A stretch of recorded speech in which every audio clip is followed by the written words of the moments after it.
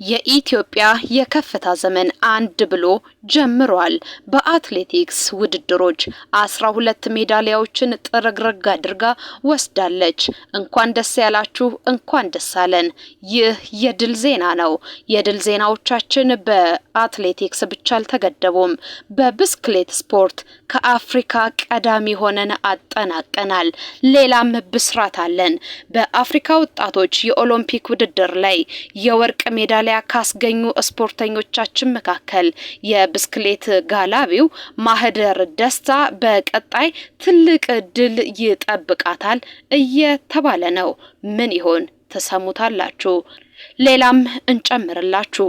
ኢትዮጵያዊው የሰርከስ አርቲስት 12 ሚሊዮን የሚያፍስበት ጊዜ ደርሷል። በምን ምክንያት?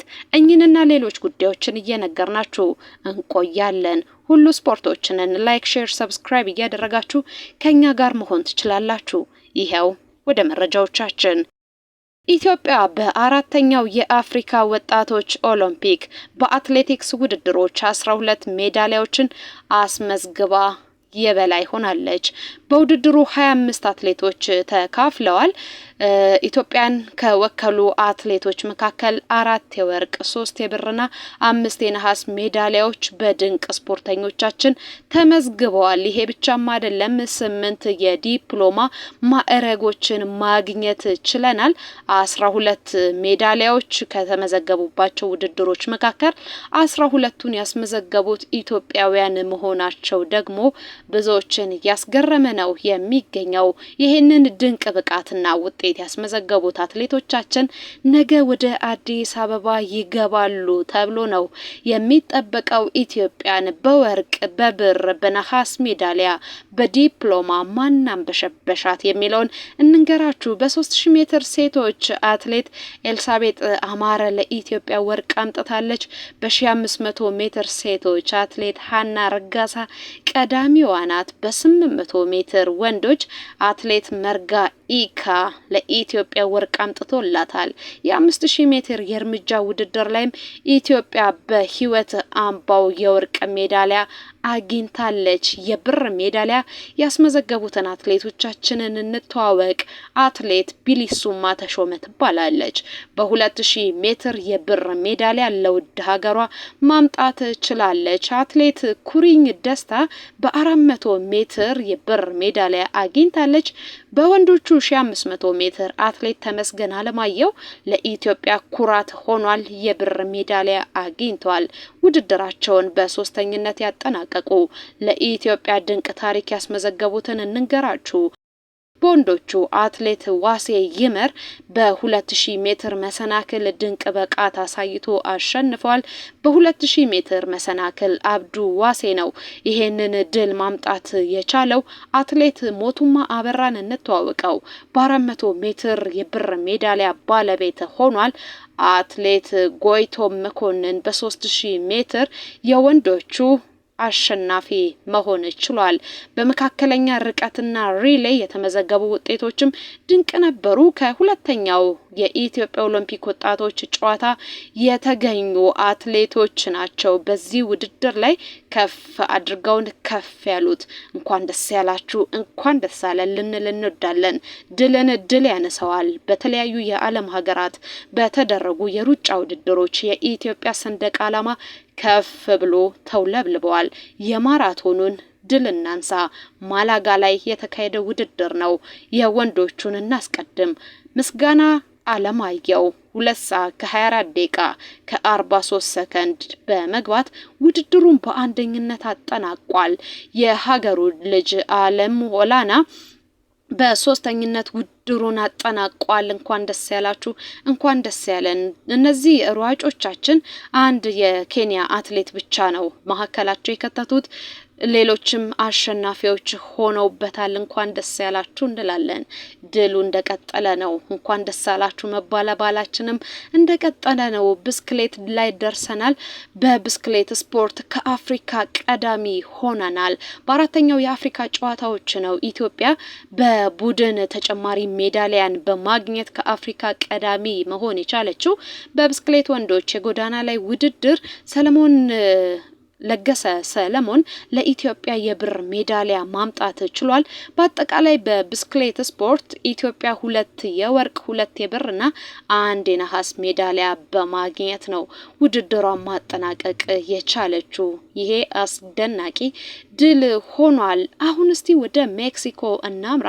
የማራቶን የሩጫ ውድድርን እናገኛለን። በዚህ ውድድር ኢትዮጵያውያኑ ሯጭ ኬንያውያን አትሌቶችን አከታትሎ እሱ በቀዳሚነት ውድድሩን አጠናቋል። አቤ ጋሻሁን ነው ውድድሩን በቀዳሚነት ማጠናቀቅ የቻለው 2 ሰዓት ከ09 ደቂቃ ከ32 የገባበት ምርጡ ሰዓት ሆኖ ተመዝግቦለታል። በዚሁ ወደ ስፔን እናምራ። ኢትዮጵያውያን አንደኛና ሶስተኛ ሆነው ያጠናቀቁበትን ውድድር ነው የምንነግራችሁ። አለማየሁ ወልተጂ በአንደኝነት ውድድሩን አጠናቋል። ታሪኩ ኦላና በሶስተኝነት ውድድሩን አጠናቋል። ደስ የሚል ውጤት ነው። እንኳን ደስ ያላችሁ እንላለን። ቻይና ምንጓዝ። በቻይናም ኢትዮጵያውያን አትሌቶች ቀዳሚ ሆነው ውድድራቸውን አጠናቀዋል። በወንዶቹ አብዱል ጀሊል አብዱል ዋኪል ፋሪስ በአንደኝነት ውድድሩን አጠናቋል። ሙክታር ድሪስ ሁለተኛ ነው ሆኖ ውድድሩን ያጠናቀቀው። ፈይሳ ሙሉጌታ በአራተኝነት ውድድሩን አጠናቀዋል። ግማሽ ማራቶን ነው ይሄ አስገራሚው የወንዶቹ ውጤት ነው። ሴቶቹ ላይ ደግሞ አረንጓዴው ጎርፍ ተደግሟል። ከበቡሽ ይስማው በአንደኝነት፣ ማህሌት ክፍሌ በሁለተኝነት፣ ባራኪ በሶስተኝነት ውድድራቸውን አጠናቀው ድንቅ ብቃት ላይ ስለመገኘታቸው አትሌቶቻችን አሳይተዋል። እንኳን ደስ ያላችሁ፣ እንኳን ደስ አለን እንላለን። ሌሎች ጉዳዮቻችንም ላይ እንመለሳለን። ሌላ አስገራሚ ከተባሉ ድልን ካገኘንባቸው ውድድሮች መካከል ደግሞ ለኢትዮጵያ የወርቅ ሜዳሊያ ያስገኘችው ማህደር ደስታን እናነሳታለን። ማህደር ደስታ ታሪክን መስራቷን ቀጥላበታለች። በአራተኛው የአፍሪካ ወጣቶች ኦሎምፒክ ጨዋታ ላይ ነው ለኢትዮጵያ የወርቅ ሜዳሊያ ማስገኘት የቻለችው። በብስክሌት ውድድር ነው የተካፈለችው። የአየር ንብረቱ አስቸጋሪ በሆነበት በዚህ ውድድር ላይ በብስክሌት ስፖርት ተሳትፋ ምርጥ አቋሟን አሳይታለች። በቀጣይ ፕሮፌሽናል ስፖርተኛ ለመሆን እየሰራች እንደምትገኝ ነው የምትናገረው አትሌቷ። ከትግራይ ትራንስ የስፖርት ክለብ ነው የተገኘችው። በወጣቶች ኦሎምፒክ ላይ 2 የወርቅ 1 የብር ሜዳሊያ በማምጣት ለሀገሯ በብስክሌት ከአፍሪካ ቀዳሚ ሆና እንድታጠናቀቅ ትልቁ ሚና ተጫውታለች። አሁን ትልቅ የአውሮፓ ክለቦች እሷን ለማስፈረም እየተፋለሙ ነው። ይቅናሽ እንላታለን። ወደ ሳውዲ አረቢያ እናቀናለን። በሳውዲ አረቢያ የተካሄደ የኢሊት አትሌቶች የሩጫ ውድድር ነበረ። በዛ ውድድር ላይ ሞሲሳ ስዩም እልህ አስጨራሽ ትንቅንቅ በማድረግ አንደኛ ሆኖ ውድድሩን አጠናቋል። 1 ማይልን ውድድር ለማጠናቀቅ የገባበት ሰዓት ደግሞ አጀብ የሚያሰኝ ሆኗል። ይህ አትሌት ለዓለም ሻምፒዮናና ለኦሎምፒክ ውድድሮች እየተጠበቀ ነው። የፔንዳ ስፖርት አካዳሚ ውጤት እንደሆነ ይታወቃል። ይሄ ተስፋችን ነው። የተጨበጠ እውነት የሆነ አንድ መረጃ ደግሞ እናጋራችሁ። ኢትዮጵያዊ የሰርከስ አርቲስት ነው። አሁን 100,000 ዩሮ ለማሸነፍ እየተፋለመ ነው። በነገራችሁ ላይ 100,000 ዩሮ ማለት በእኛ ወደ 17 ሚሊዮን ነው። በፈረንሳይ አንድ ውድድር እየተካሄደ ነው። የፈረንሳይ ጋት ታለንት ውድድር እየተካሄደ ነው የሚገኘው። በዚህ ውድድር ላይ የሰርከስ አርቲስቱ ዳግም አይተን ትልቅ ውድድር እያካሄደ ነው። ለፍጻሜ ውድድር አልፏል። የአፍሪካ ድሪም ሰርከስ አባል ነው። ተደጋጋሚ ውድድሮችን በማድረግ ዳኞችና ተመልካቾች ከፍተኛ ድጋፍ የሰጡት ሰው ነው። ዛሬን ጨምሮ 12 ተወዳዳሪዎች ወደ ግማሽ ፍጻሜ ማለፋቸው ይታወሳል። ለመጨረሻ ፍጻሜ ውድድር ደግሞ 10 ተወዳዳሪዎች ብቻ ቀርተዋል። ዳግም በአንደኝነት ውድድሩን ማጠናቀቅ የሚችል ከሆነ የሀገሩን ስም ከማስጠራት ባለፈ 100,000 ዩሮ ተሸላሚ እንደሚሆን ከስፍራው የወጣ መረጃ ያሳያል። ዳግም እንዲቀናው እኛም ድል ለሱ እንመኝለታለን። ድል ለዳግም እያላችሁ ኮሜንት ላይ ሀሳብ ማስፈር ትችላላችሁ። ወደ መጨረሻው መረጃችን አልፈናል። የኢትዮጵያ አትሌቲክስ ፌዴሬሽን ለአሜሪካ የቪዛ ማመልከቻ አቅርበዋል። ትልቅ ውድድር ይካሄዳል። በዚህ ውድድር ላይ አትሌቶቻችን ግማሽ በሚባል ደረጃ አሁን ቪዛ መከልከላቸው ብዙዎችን እያሳዘነ ነው የሚገኘው። ለአንድ ሰው ከ29000 እስከ 30000 በድምሩ ከ810 ብር በላይ ወጪ እንዳወጣ ይገመታል። በዚህ የቪዛ መጠየቅ ሂደት ላይ ማለት ነው። ከግማሽ ሚሊዮን ብር በላይ ለሚሆን ተጨማሪ ወጪና ክፍያ ብዙዎች እንደተዳረጉ ነው የሚገኘው። ቪዛ የተከለከሉት አትሌቶች ብቻ አይደሉም፣ አሰልጣኞች፣ አመራሮችም ጭምር ናቸው። ከ8 አሰልጣኞች አንዱ ቪዛ አለው። 4ቱ ቪዛ የማግኘት ሂደት ላይ ናቸው። 3ቱ አሰልጣኞች ግን ቪዛ ተከልክለዋል። በአዋቂ ወንዶች 4ቱ ቪዛ አላቸው።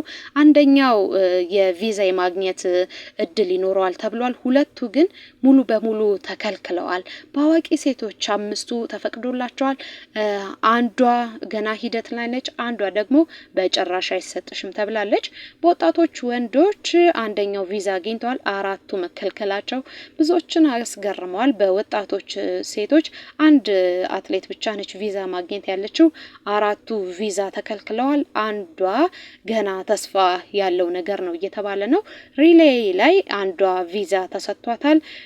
4ቱ ቪዛ ተከልክለዋል። የአንድ አትሌት ሂደት ግን ገና ውሉ አልታወቀም ነው የተባለው። ፊዚዮቴራፒስቶችን ስንመለከት ያመለከቱት 2 ነበሩ። 2ቱም አልተሰጣቸውም። የኮሚኒኬሽን ባለሙያ አንድ ነው፣ እሱም አልተሰጠውም። ለኢትዮጵያ ትልቅ አጣብቂኝ እንደሆነና አስደንጋጭ መርዶ እንደሆነ ብዙዎች እየተናገሩ ይገኛሉ። ምናልባት ወደ አሜሪካ ኦሪጎን ለምናደርገው ውድድር ይሄ ትልቅ ጥላን አጥልቷል። ለማንኛውም ሌሎች ውድድሮችን እየተከታተልን መረጃዎችን በትኩሱ እናደርሳችኋለን። ያውኑ እናብቃ። በሰርዋ